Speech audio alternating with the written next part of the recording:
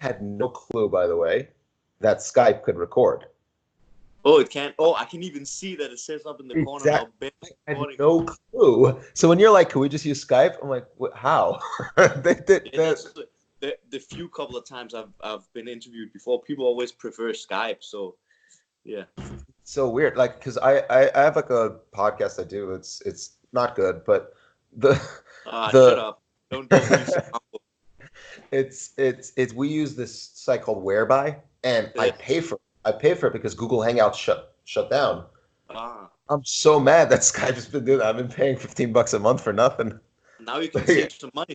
Oh yeah, you just saved me Yeah. $15 a month. Now I'm gonna go see if I can get my money More back from them for competition. 8 months. Nice. All right, it's perfect. Well, let's start. Well, we're interviewing Mads Burnell. You may have recognized him from his first stint in the UFC. I'm sure we're going to see you back there sooner rather than later. You're killing it right now. Tell us about what you're doing now. You know, you're the Cage Warriors featherweight champion. What's your situation now? What are you looking to do? Are you training for a fight? Tell us a little about what's going on with you right now. So my situation right now is I came back from US a couple of days ago, and I was supposed to train there and have some meetings, but I got really sick like 2 days before I left, and I already bought the ticket. So it's like, yeah, I have the ticket, but I can't really do anything. Now let's just hope it's something that like goes over quickly, and then I can train and talk to the guys that I wanted to talk to. But unfortunately, it took me like 1.5, almost 2 weeks to get over that like thing I had, and now I'm just home and trying to have some injuries here and there. I want to like heal up, and when they're healed, I'm gonna get back in there. Yeah. That's what that's the thing with training and fighting. There's no matter what, you're always gonna be like not 100%. I assume that's been the case for most of your career and everyone's careers. For me, I've actually been lucky that I haven't had that many injuries, but the start of 2019, they started coming like slow, and from November 2018 to November 2019, I had 4 fights. So my year have basically been like 2 months camp, 1 month off, 2 months camp, 1 month off, and I can kind of feel the wear and tear on my body. So I want like some time off, heal, and get back in there. You Yeah, picked a good time for it too. You got picked holiday season, so you might as well yeah, take some time off, enjoy it. Uh, definitely. It's well, the the worst one thing. fight Go ahead. when you have a fight right after Christmas. It's the worst. I You don't definitely wish don't that want for to be dieting. anybody that fights. If they celebrate Christmas, I don't hope that like or any other holiday. I don't hope you get a fight right after your holiday because yeah, then you can't really have a holiday because you need to watch that weight and all that, right? Oh yeah. And especially with the way weight cutting is now, people are cutting 20, 30, 40 pounds. Yeah, that's Yeah, extreme. that's not a holiday that you want to have. Some lettuce No, and some carrots. yeah, boring. Well, you did get to have a little bit of fun in New York. You Yeah. got to do the grappling industries. What kind of what kind of experience is it for you as someone who's, you're a black belt in jiu-jitsu, obviously. You have many professional fights. What It's just something I'm curious about because I'm coming strictly from a grappling background. I've never fought in MMA professionally amateur. So Mhm. grappling industries, it's not one of the larger tournaments, but they get some good guys, case in Mhm. point. What's it like for you coming to compete in a place like that? Is it something for you to just have some fun and stay loose? Is it important for you? How does it work for someone like you competing there? I really like use the grappling tournaments. Of course, it's super fun, but you get that little thing in your stomach right Yes, before you're competing. yes, yes. Even though it's just grappling and it's all fun and games and nobody's getting elbowed or kicked in the face, I use it for like kind of a little mental training in between fights. I'd like to do as many grappling tournaments as possible. I think it's really fun to do grappling, and it keeps me sharp. And yeah, that's pretty much what I use it for. It's Yeah, very interesting because, like, you would think because that someone who goes through the pressure of, like you said, getting punched and kicked in the face, you're like, it's just whatever. But like, no, it's for you to say no. It's important to keep you mentally sharp, and you enjoy it as well. That's important too. Yeah, but So the thing is, it's not like that I'm super nervous or anything. I yeah, feel I feel that it's just fun and games. Like we just having fun here. But the competitor in me, of course, wants to perform of like course. everyone else wants, right? And and and the competitor in me, I can feel that the butterflies in the stomach. Of course, I think I would feel that even if I was fighting my grandma, basically, because yeah, everybody that wants to compete, you feel the butterflies a little bit, and it's healthy and it's good. That's definitely something that I like to hear Yeah, because at least I know when I get those butterflies. Now I can say, like, well, Mads gets them too. It's okay. yeah, It's all right. and if people say they don't get them, they're lying. I've They're lying. always found that interesting. Why do fighters feel the need to say, I'm never afraid going in? I know some fighters do. You had guys like GSP who said, I'm afraid every time I fight. But there's some fighters here and there who are like, nah, I don't care. I'm never afraid. I'm going in there They're to die. I'm always lying. curious. They're lying. I promise you, they're lying. Even even freaking Donald Cerrone, who's like he's like a mad dog. He fights 20 times a year. Yeah. You can find him on YouTube saying like he every time he fights, he's like, why the fuck am I doing this? But then when he's in there, that's what That's when separates it's done. everyone of us. When we in there, then we having fun. But It's everybody has the butterflies. But it's the same in fighting. Let's say you go for a job interview and you really want the job, then you're gonna have some butterflies. Or you meet a cute girl that you wanna like make an impression on, then you get some butterflies. It's in everyday life. People get butterflies. If it's something you really want to excel at, then you're gonna get butterflies. absolutely. Yeah. Speaking of which, the jiu-jitsu tournament for a second, it's I will be yelled at if I don't ask you this because we actually have a black belt on staff.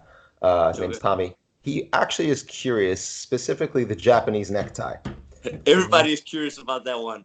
How did that become your signature submission? I mean, is it something you just kind of like picked up because you were constantly going? Like, give us the background. Is it just something that you picked up? Like, what Well, is it? the way I found out was because a couple years ago when I was training, I was really into the dance choke, right? Hmm. And then we had this guy at the gym. I rolled with him, and then I thought he was gonna go for a dance choke, but then he like did the Japanese on me. I was like, what the hell was that? And then he like for a week or two, he just tapped everybody in it. It was like, what are you doing? That's pretty weird. And then he showed it to me, and then it just fit perfect in my game. And yeah, we've It been definitely me and fit the perfect. Japanese have been buddies ever since. But the funny thing about it is, I don't. It's weird that people think that it's such a rare submission and it's such a weird submission because it's and like I can show it to you and I promise you will hit it like that. It's so easy to get. It's really easy to get, and it's not something I say because like to be a douche or anything, but it's really simple to get if you know it. It's a simple submission, and I like simple submissions. If for example, that's why I'm not super into leg locks because Hmm. there's so many like points you need to get through to get the leg lock, and especially in MMA, you're gonna get punched the hell out of you if you Hmm. on bottom going for the legs, right? Whereas like rear naked chokes, guillotines, stars chokes, Bravo chokes, all that's pretty simple. And they're from safer positions too, as opposed to, like you said, a leg Exactly. lock. That's also my philosophy. Like I don't want to. It's also always position before submission. Hmm. So you don't want to go for an armbar and then end up on bottom and get punched or like lose some points or whatever. Hmm. Just you can just. I like submissions where you can just spam them. Oh, I didn't get it. I try again. I did it again. I didn't get it. I try again. You can just and then you get it Well, that's because something that that tires out. that's something we actually see play out in your fights also because you are never ever just chilling on the bottom. You're constantly moving. I mean, I think it was in your fight with uh, Rodriguez, you went for an X guard sweep. I was watching. I think it was the Mike Rodriguez fight. The Mike. Sorry, the Santiago Mike fight. Like Mike yeah, Santiago, you were going for an X guard, which, yeah. as a Marcelo guy, that was just prideful to watch somebody attempt it in an MMA fight in the UFC. Like that's something you just don't see. And for me, it's like it's really hard to see jujitsu, I guess, actually Yeah, being utilized these days in the meta game in MMA, because yeah. people are like, it's the Faraz Zahabi 1 minute guard where you just get up, get up, get up, but Yeah, you are but using that, jujitsu to get up and or do yeah, what yeah, you but do. that's kind of also my philosophy. Like have a guard, but use it to sweep or get up. Yeah, That's pretty much because yes, you can get an armbar, a triangle from bottom, but most of the time you're not gonna get one because the other guy is sweaty and all that. You basically have 1.5 minute, and then the guy is like sweating, and then you can't get it. hmm Yeah. and there's So really nothing you can do about it either because they just wipe yeah, you down, taking it around and for a and second. that's the thing. I'm kind of in two camps with this. Like you and I can fight an MMA fight, and I can be on top of you, but you like doing all the submissions from bottom close, like you're close to submitting me, and like you doing all the work, but just because I'm on top, I'm winning. I kind of think that's bullshit, but It I is. kind of also think that it's good in some way. I'm in both camps. I'm a little confused about that one. I'm curious because Yeah. most guys, like specifically like who come from a jiu-jitsu background, fall firmly in the side of like if you're on the bottom doing the work, you should win. Yeah, So what's your philosophy leaning? Why are you split specifically towards like no, I can see it. because I think that when you're on bottom, you're getting dominated hmm in some way, shape, or form. You're positionally getting dominated, and not that's of course that's not good. But then if you're doing all the moves to finish the fights, you're also attacking. So it's like I don't know, man. It's pretty hard. And but I'm also the type of guy that thinks that in jiu-jitsu fights you should get -1 point to pull guard. Oh, so you like the Abu Dhabi style where they Yeah, they penalize you in I the think first place? if you really believe so much in your guard, I think you should have -1 to jump guard. I am with you there because I don't like Yeah, guard pullers either because that means they're yeah, generally going to attack my because legs. that's one thing. Like I really like jujitsu, but I think this kind of jujitsu, like Yeah, the 50-50, 50-50 and stuff like that. it's bullshit. I I, really think that is bullshit. And of course, it's part of the sport, it is. It's and it should be. I feel like it should be there, but it shouldn't be there. I completely I, I It's I I kind of completely like understand where you're coming it's kind from. of like in boxing. People clinch in boxing. It's there, but it should not be there. But Or if it it's should a be. part of the game. It's a big strategy to use the clinch correctly and all that in boxing, but it shouldn't be there. But it's still such a big part that you can't take it out. That's Well, kind speaking of of boxing, you yeah. love boxing, and if we're talking about Yes. the clinch, you don't like the modern clinch, but we know you love the older school clinch game. Yeah, yeah, Back in yeah. the day when they can actually grab the wrists and when they had smaller gloves. So let's shift towards boxing because you've told me that you have been boxing since you're 12 years old. Yeah. It's actually your preferred sport of Yeah, yeah, compared to jiu-jitsu. kind of. So let's talk about your love of boxing for a little bit. How did you start? When did you start watching boxing? Who did you gravitate towards? Your the style and the pieces you've picked up and put into your game. Yeah. Tell us about your love of boxing, So really. so basically my whole family have been doing martial arts, and since I was like a little kid, I remember my dad and his friends, they always got together when Tyson was fighting. But over here is like when they're fighting in America, we have to wake up at 4 o'clock in the morning to watch the fight. So I could never watch the fights, right? And I just remember my dad and his friends, they talk about Tyson like, you know, some mythical type of guy, right? And that always stuck with me. And then when I got a little older, I tried like karate. I wrestled for some years, tried karate, taekwondo, but I was always like, I want to try with the hands, right? And one of my friends, he was doing boxing. I was like, okay, let me try. And I tried, and I fell in love with it. And yeah, I'm just a super nerd that bought the fight night game and like played fight night when I was training. And or going on YouTube watching all the highlights of Roy Jones and James Toney and Arturo Gatti and all those guys, and like I read books about boxing, about the old boxers, like biographies, and yeah, I'm just super into it. I'm the type of guy for 1 month, then I study one boxer, like, oh fuck, he's so good. I'm like super into what he's doing, and then let's say I watch one fight where, let's say I'm super into Arturo Gatti.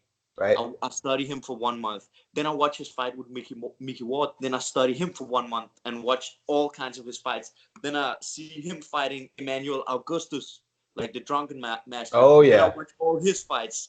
Then I see Emmanuel Augustus, like his fight with Floyd. Then I watch Floyd. Like, so it just goes tit for tat, tit for tat. That's awesome. Yeah. I know that feeling too, because when I was in college, that's actually I was in the library and I saw they had a boxing section for whatever reason. And I just started taking book after book after book. So I was doing Max Schmeling and the fight of the century with Joe Louis, and then there was one on Jack Johnson and Jack Dempsey and Gene Tunney, and just it snowballs because you find like you see a name and then you see the book. So you're like, right? Yeah, exactly. Yeah, totally snowballs, and I get super inspired by all of their stories, and like when you hear about their mindset and what they come from and how they are like working with their team and their family life. Like, yeah, it's super inspiring. I really like reading. But it's also, MMA is such a cool sport, but there's not so much history about it. Of course. Whereas it's too young.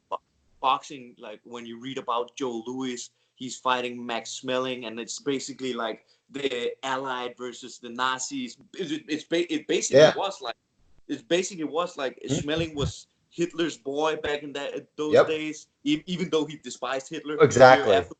But yeah, you hear like he was Hitler's boy, and Joe Louis, he's like fighting for America, but it's kind of weird because there's all this racism going on in America, but he's still like representing America. Hands down, that's the biggest fight in history. It's so crazy. I agree. It's on a global scale.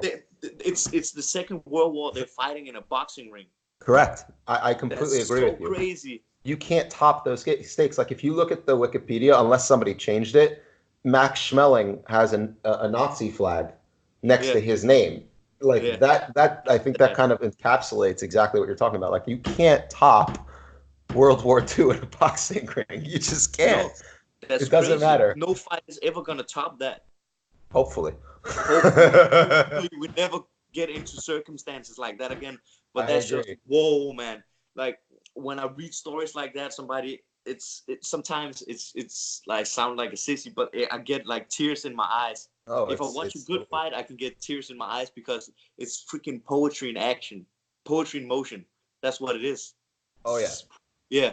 And you can hear the crowd going crazy. Not in the Joe Louis fight, you can't really, but if you watch like Gatti Ward, oh my God, number one, you can hear the crowd and the commentators like, oh, it's going crazy, and you can just see like they're so tired and gassed out, but they're still going. They're fighting purely on their heart. That's so crazy. That round 9 was just something.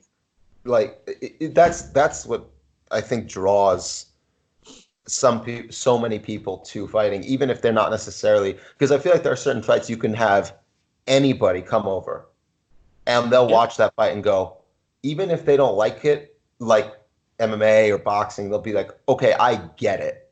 Yeah. And they'll just react. And even I've even had that with my wife. Like I've had her like watch a fight or two and be like, all right, I get it. I get it. But that's why I've thought about this. That's why I think there shouldn't be records. There shouldn't be fight records. It should just be who is entertaining. That's it. Because if you look at Mayweather, he's a freaking master. Of course. But if I can't sleep, then I watch some of his fights. But if you have Arturo Gatti, like Mayweather, he's an A+. He's like one of the 10 greatest fighters ever. Arturo Gatti is not even close to being that. But I would watch him every day. Gatti fight any day of the week. Of course. More than I would watch like a Mayweather fight. Or let's say Pacquiao. But that's why people get it confused sometimes. Also, like when people say, oh, Mike Tyson, he's the greatest heavyweight of all time. Hell No, he's No, not. he's not. But he might be one of them. Might be the most entertaining one, but he's not the best one. But No, that's absolutely not. people get it like, and this is not to talk down to anybody, but a lot of time the casual fans, they confuse entertainment for like Greatness effectiveness or quality or greatness. or greatness. Yeah, Yeah. exactly. For example, you have the Klitschko brothers, Yeah. super boring, but they're super effective, and I Oh, think they could probably hang like in any era, but they're just boring style. But Oh, they're really yeah. good at what they do. They're fantastic at what they do, and that's why they reigned over for what, a decade or something like Yeah, that or more. I mean, but in a they were shitty basically division. But untouchable. still, It is heavyweight. It is isn't it heavyweight. isn't it crazy to think that when Joe Louis and Marciano was fighting heavyweight, the heavyweights were like 184, Yep. 182, and now they're freaking Andy Ruiz. He was like 265 or something when he fought. No, he Anthony was Joshua. he was 285. That's He crazy. was the second heaviest uh Heavyweight. heavyweight ever, and the first was Nikolai Valuev, who was like Yeah, 7 whatever he was and 300 yeah. and something pounds. That's But insane. which is nuts. Yeah, It's kind of crazy how like Klitschko would be is the size roughly of Primo Carnera, who was considered a circus freak essentially, who was a yeah. circus freak at one point. So Joe Louis beat Primo Carnera. That's oh crazy. God, I saw the footage of that. That was mean. That's just mean.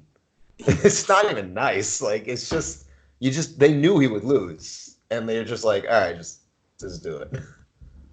Joe Louis was the man. He It's is he's unreal. I get like sometimes when I'm on YouTube and watching all this film, I'm I'm the type of guy. I know Joe Louis. He is probably the greatest heavyweight champ of all time. But then it pisses me off that like I watch his fight with Jersey Joe Walcott, which is one of my favorite fighters, and Jersey Joe is pretty much beating him. But then they rip him from the decision. And also another one I really like is Esther Charles, but they As a just get Charles. like they get like people forget them because Joe Louis was just like a king in that era. It's really true. Like that's kind of like that's always there's always those fighters in those eras who are like their greatness in a vacuum cannot be denied, but they get overshadowed by someone in their era who's just transcends everybody else.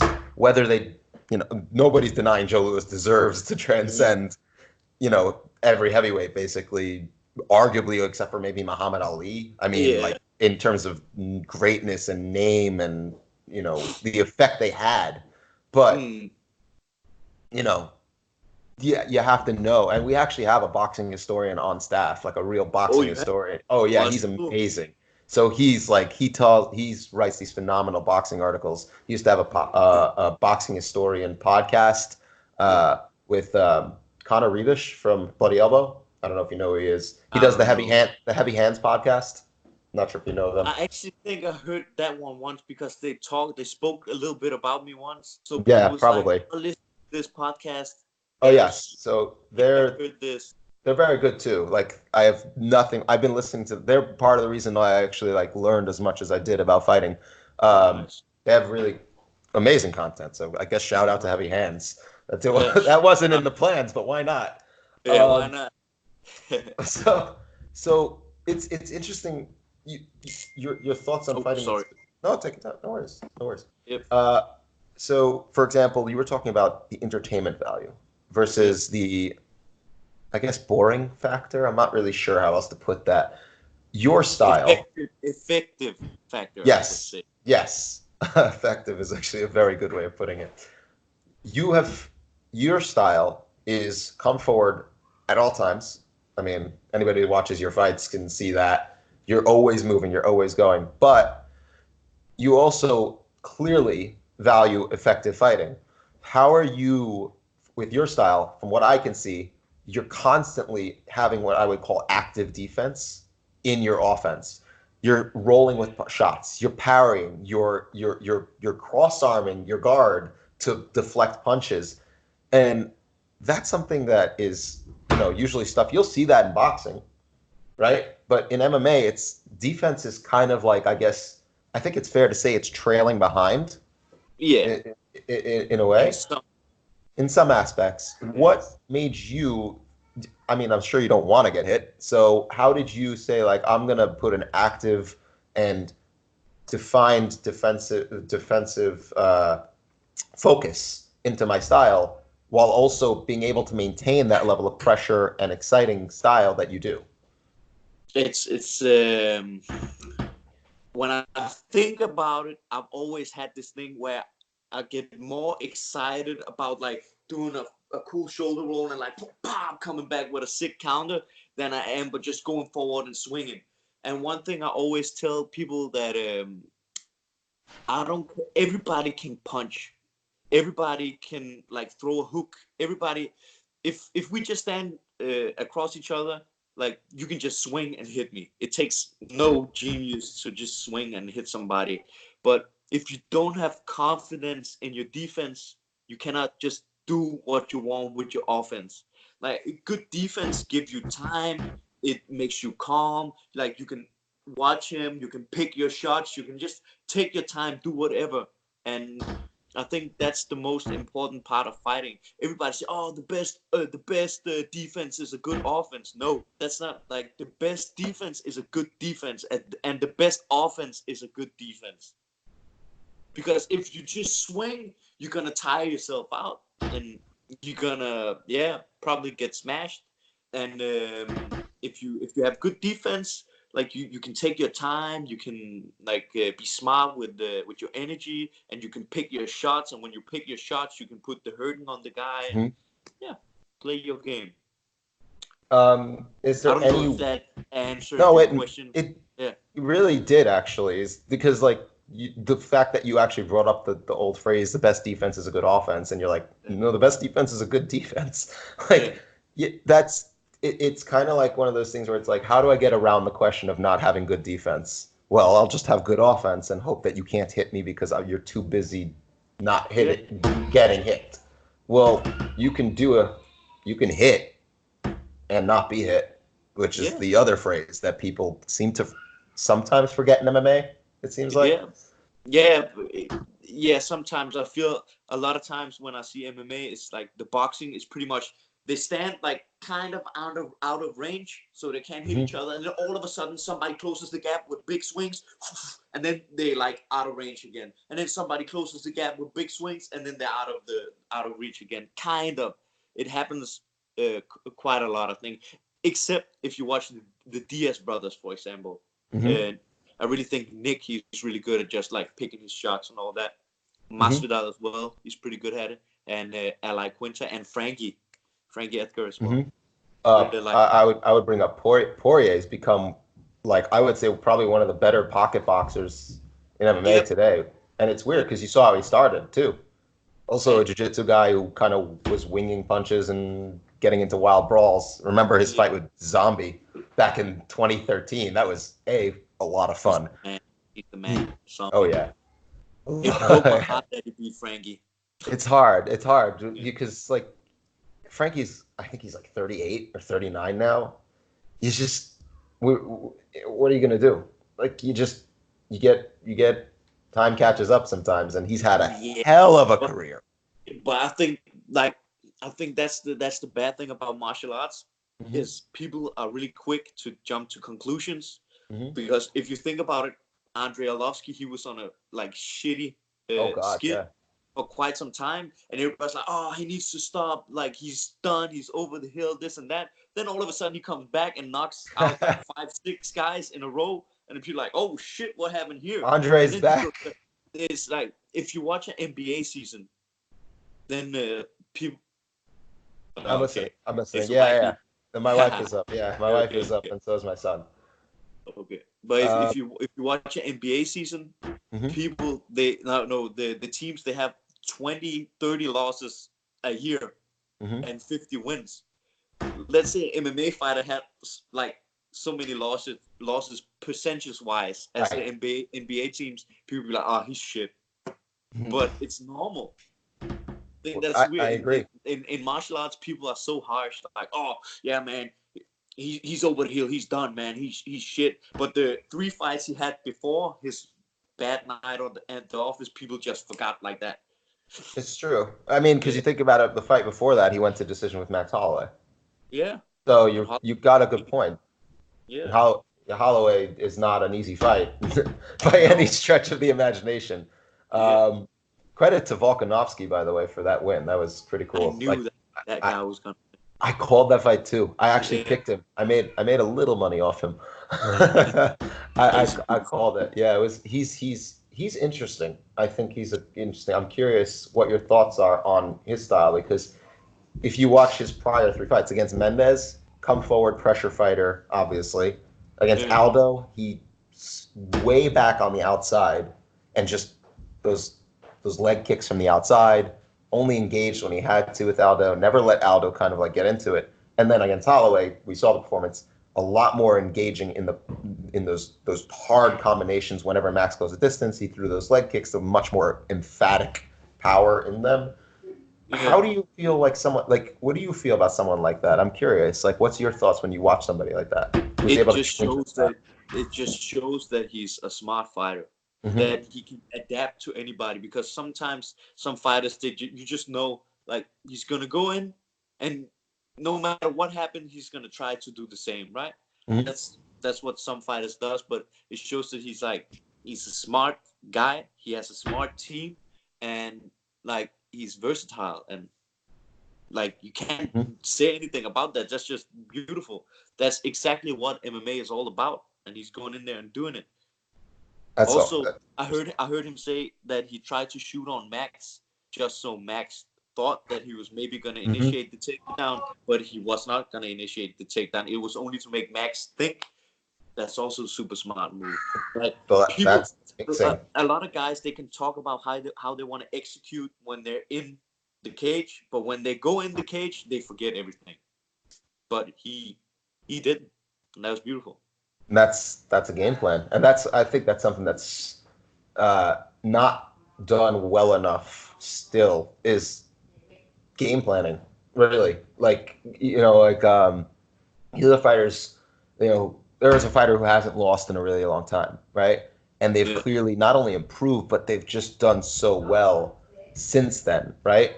And then the other fighter's like, okay, I went back and watched how their loss or their two losses earlier in their career, but not the 8 fights since then to see their yeah. development.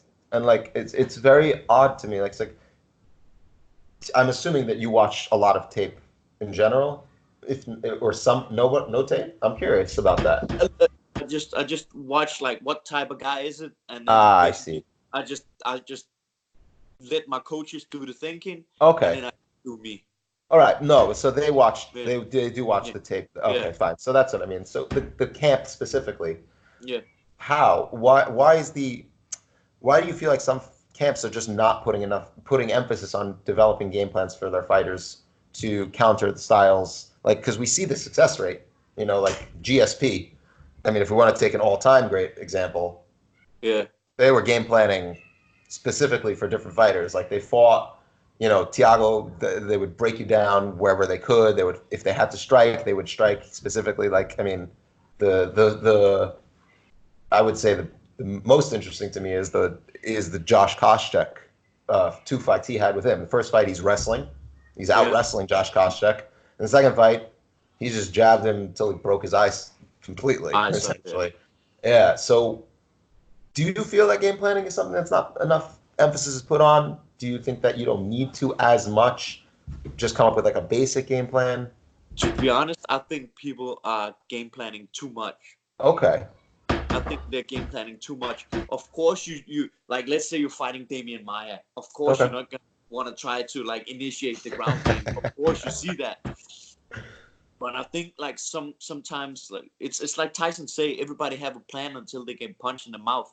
So True. and I feel a lot of times people like, I have to watch his right hand because if I throw the jab like this, he's gonna throw his right hand and then I'm gonna get knocked the hell out. And then the whole fight, this dude is not throwing the right hand, he's throwing the Hmm. left hook instead, and they just get cracked on like, you know, It's just go interesting. in there. That's why you should be like versatile. You should be equally as good in all areas. I know it's hard to be that, Right. but I see a lot of MMA fighters. They just then they only train striking and they do jujitsu like once a week. Yeah, I just want to learn jujitsu so I can get up. No, that's the wrong mindset. Why not be able to say I can hang with the, let's say you're a middleweight, then you want to be able to hang on the ground with Jacare, and you want to be able to hang with Adesanya on the feet. That's what you should strive after. I know it's hard, but you should strive after that so you're comfortable in all areas. But a lot of guys, they just sprawling brawlers, and then you see some of the wrestlers, they just, I just want to take him down. And then sometimes there comes some guys that like becomes versatile and does it all right. But the more training you put in, and the better you become everywhere, the more free you are in the cage. You can just go, like, be like water, like Bruce Lee says, right? Yeah. If you put water into a cup, it becomes the cup, right? I think that If he speech takes you is down, awesome.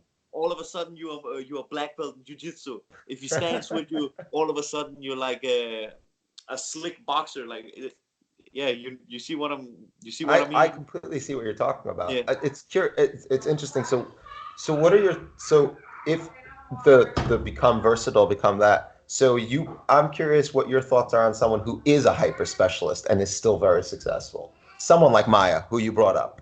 Yeah. What's your thoughts on someone like that? Do you feel like, do you get more respect for somebody who can make that specific style work for them, or you're like, I respect it, but I also don't agree with it? That type. No, yeah. Now I don't know how Maya is training. So No, what he's just an example. Like, let's use him as just like an example. that he's doing Yeah, jiu-jitsu and not really training boxing.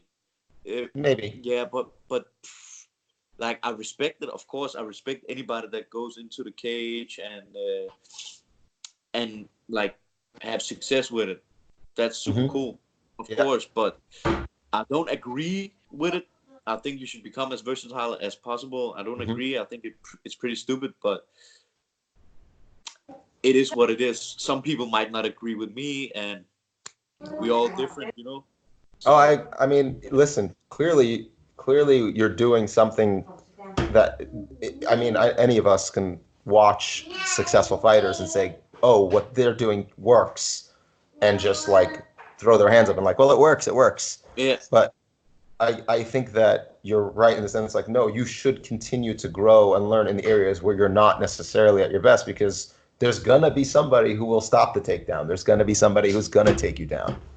You know what I found out in this thing is, I always heard people say, "Oh, enjoy the process," blah blah blah blah blah, and I always thought, like, shut up, man, you don't know what you're talking about. But then when I think about it in my jiu-jitsu journey, it's like when you train and I was always seeking like new knowledge so I could become better and this and that. And people say like, when you're black belt, you don't care, but all the way up to black belt, people is like super like nerdy and all that shit. And then I was like, actually, they're right. Not because that I don't care, but like, enjoy the process, enjoy being a blue belt. It was fun going, like, being a blue belt, going on the mats and just destroying everybody. And people's like, are you only a blue belt? It's like, yeah, I'm only a blue belt. It's fun. You should enjoy that. Instead, when you're a black belt, there's all these expectations on you. It's the same. Like, when you're fighting, you should always seek knowledge. It's fun to have the dream and like chasing the dream. And when you achieve it, like, you made it, you know, then you should. I don't know how to explain it, but then all the sacrifice and all the dreams and all the thing you put into it, it's like, you made it. What now? I think a lot of people have it like that. That's why you should enjoy it when you're like going there. And it's fun to learn. It's always fun when you see like somebody doing a weird move, and it's like, how do you do that? Like I told you with the Japanese necktie. Exactly. How did you do that? It's funny. Like 1 year ago, I saw this white belt. He was like doing a front headlock variation, and then he kind of like jumped over the guard and then got straight into an anaconda choke. It's like, how did you do that? And then he showed it to me, and this was a white belt. He just saw like I think he saw a half a Mendes instructional on it and tried it, and he showed it to me, and it's been one of my favorite moves ever since. So like, It's fun to learn, and you can learn from everybody. That's what's so cool about like the sport. That is, first of all, that's awesome, and I guarantee you, he went back and he's like, I told the black belt the move that I just did. That's for sure, cool. And that's awesome. No, that's a great feeling for him because that's going to help them grow. Just because they're clearly, that's a part of the process that you get to enjoy too. I've been there too, you know, like where you just pull off something interesting and somebody who is, might be better than you or more experienced, and they're just like, show me that. What did you do? Because I've never seen that or I've never done that before. Quick, I'm curious also, who is your favorite fighter? In MMA, I don't have really anybody. I don't really have any. I have a lot of boxers, but I don't. In MMA, there's not really anybody that I'm like, oh, this guy, that guy. Mm-hmm. And maybe there is, maybe there isn't. But I kind of like Frankie. I think Frankie's cool. I like Winter. I think Michael Chandler is fighting like a neck shot coming. Yeah. That's a great way to describe Michael Chandler, actually. And then the Patricio Pitbull, I think is pretty cool. And in boxing, I really like James Toney. Mm-hmm. I like Esther Charles, Jersey Joe Walker. Sure. I like Arturo Gatti, Pernell Whitaker. Like I have so many. I can't name one. I'm just Roberto Duran. Also, I really love Roberto Duran. I think that if I'm not mistaken, a couple of the guys that are like they were discussing the goats, like the goat. They were like, a bunch of them were like, it's Roberto Duran, and if you disagree, we'll fight you. He's definitely up there, man. When he was like fighting lightweight, he's probably the best lightweight ever. Oh, for sure. Like, actually, he's Funny, unreal. while I'm talking about it, this might be a side note, but I saw Al Pacino. He talked about his role in Scarface. And he said he based the attitude and like the way he was behaving on Roberto Duran, like Tony Montana. Okay. He was basing him on Roberto Duran. I thought that was funny. That is, I did not never heard that anecdote before. He says it like it's on YouTube, some GQ thing where they're interviewing him about his most influential roles, and then he talks about like he based Tony Montana on Roberto Duran because he had that machismo, like he didn't give a damn attitude. Well, what was the legend that he knocked out a horse with a punch or something? I mean, if that's a guy you want to base your mobster macho guy on, I would say that's actually not a bad call. He's the only guy that I've seen like. There's this video where he stands with like hair like all over, and he's like having these Speedo panties, like almost a thong. He's training almost in a thong, and he's just looking like gangster. The most badass dude you've ever seen. Just so badass. He said, he don't give a damn. He's just in his freaking thong and his boxing boots warming up. That's hilarious to see. That's funny as hell. I need to find that video because we have it on YouTube. I think he's so funny. Just, that's amazing. All that in his thong and his boxing boots. And you're like, and because most people would just be like, that's weird and embarrassing, and he's just like, nah, I'm badass, and you can't say shit to me, and that's awesome. Can't do anything. I'm gonna whoop your ass. He would. Apparently, my son agrees. You're having fun?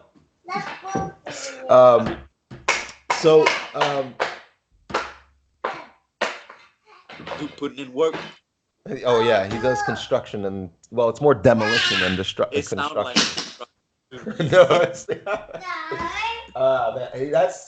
something I can't wait to do. I can't wait to train with him when he's older. He's not even 2 yet, but he's we already bought him a small little gi thing. Oh yeah, I'm getting. I did that with my dad when I was gonna ask, like the father-son thing. That's something that is. I'm gonna lead this in because I'm actually curious what your thoughts are on that. But what was it like growing up in that kind of family, like where you have a lot of because I came from no martial arts background with my family. So do you think that's helpful? Are there expectations placed on you? Are there anything like that?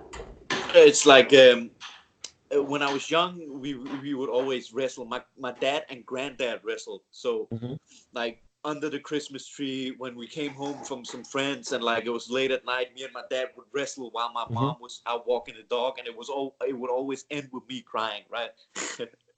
Because he beat my ass and I couldn't take it. But yeah, I think it helped me. That's definitely what got me into martial arts.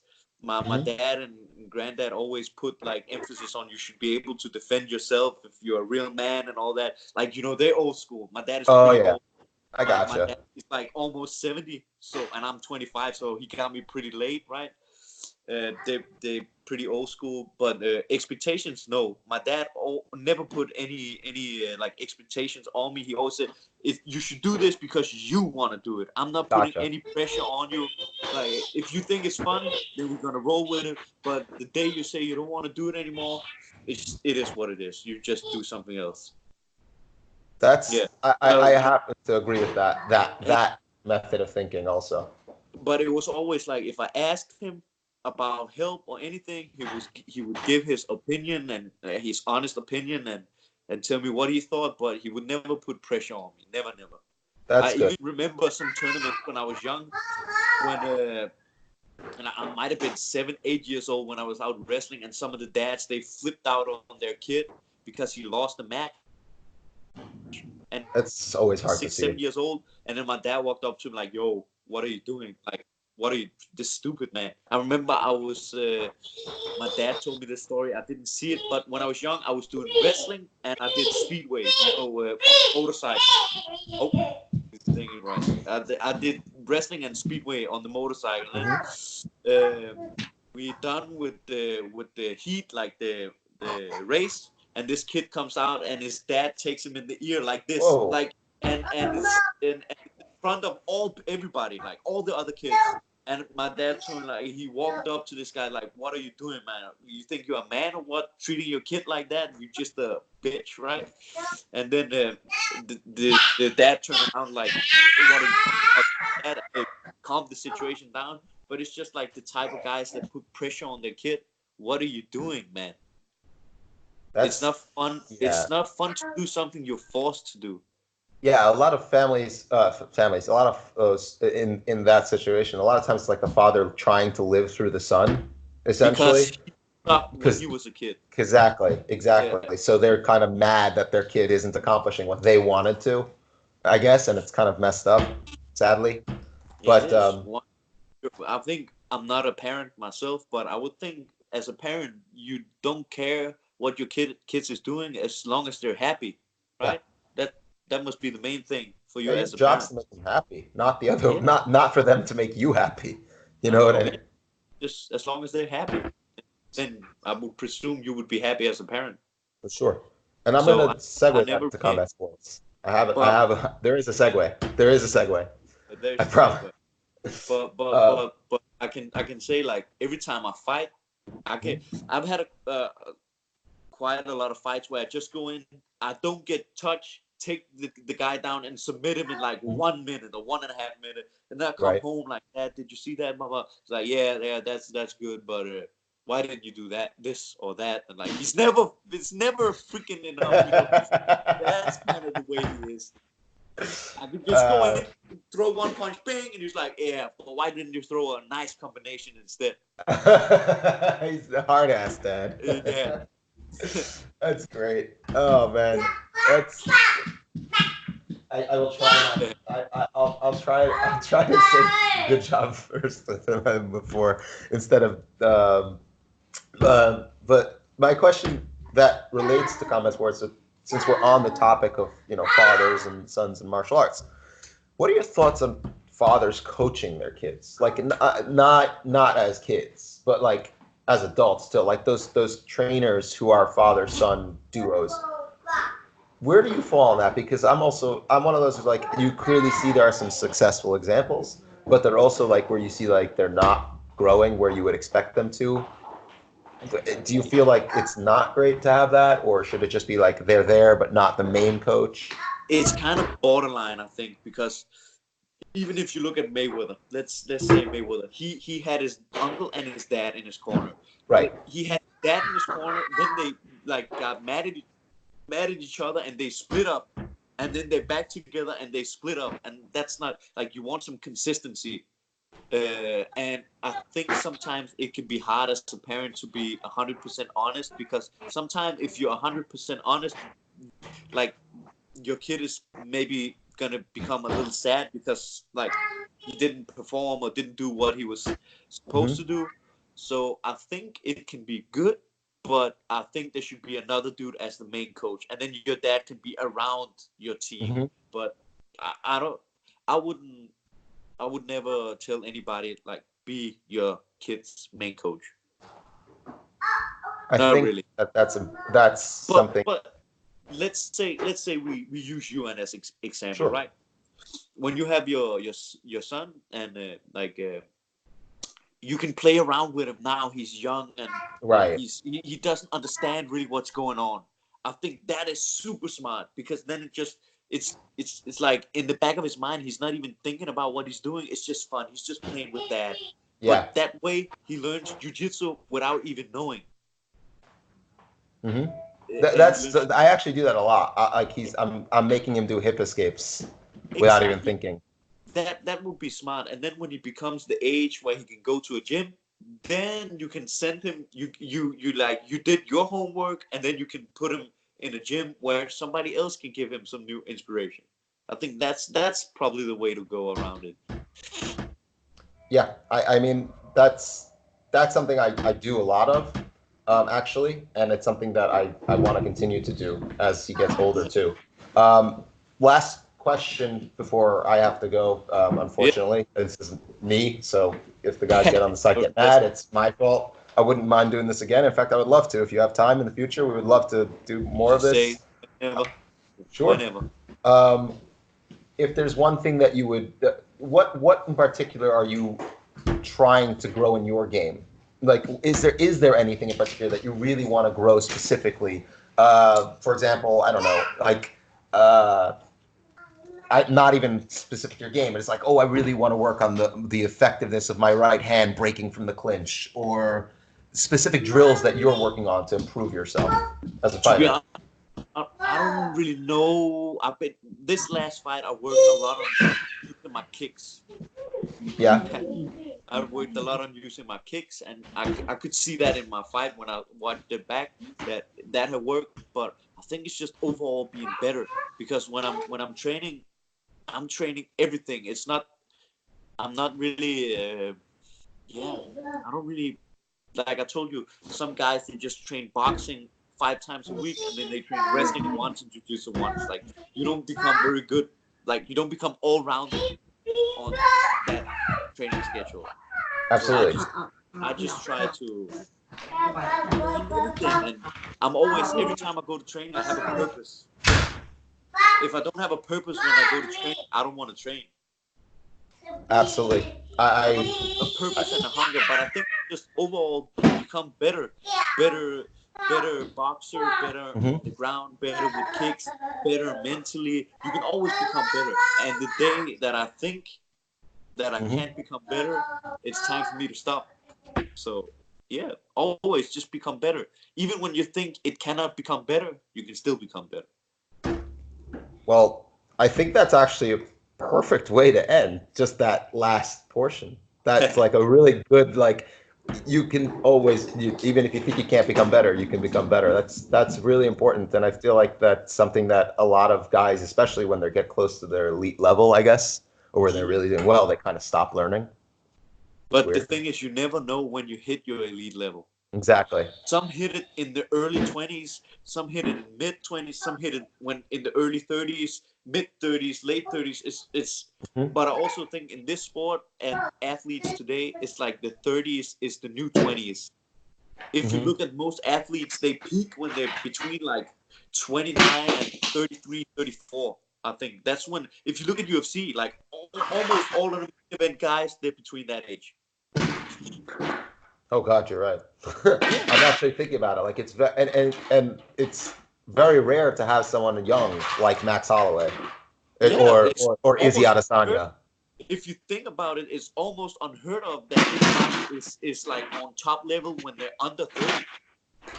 not unheard of, but it's not that often.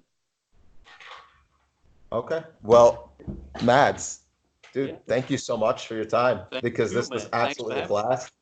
And we'll definitely do this again sometime. Definitely. All Appreciate right. it. Awesome. Thank you so much, man. Appreciate Thank it. you. Enjoy the rest of your night. Yeah, you too. Have a good All one. right. Bye. All right.